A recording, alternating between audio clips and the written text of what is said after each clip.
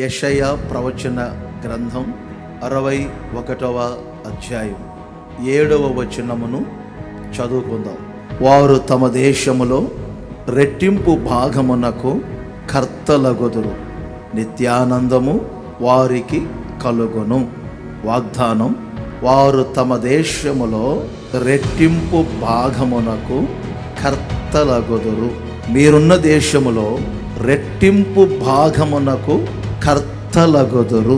ఈ జూన్ నెల రెట్టింపు భాగమునకు మిమ్ములందరినీ కర్తలుగా ప్రభు చేయబోతూ ఉన్నారు. ప్రతి ఒక్కరి జీవితంలో, కుటుంబంలో, సేవా పరిచర్యల్లో ఏదో ఒక సందర్భంలో అవమానాలు, నిందలు, నిరాధారులు, పాడైపోయిన అనుభవాల్లో ఉన్నామని ఇవన్నీ ప్రతి ఒక్కరూ ఎదుర్కోక తప్పదు.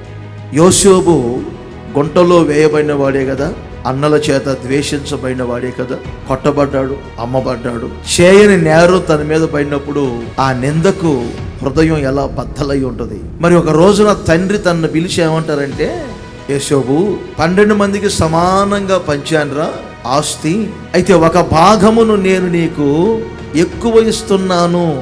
ఎవరి గురించి వాక్యం చెప్తుంది?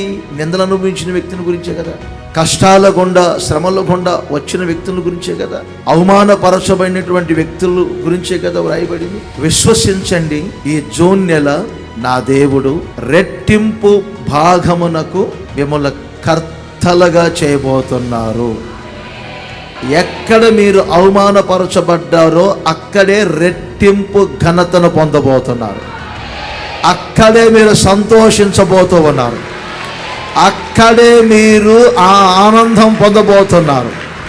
వాళ్ళ కళ్ళ ముందే మీరు కర్తలుగా మార్చబడబోతున్నారు.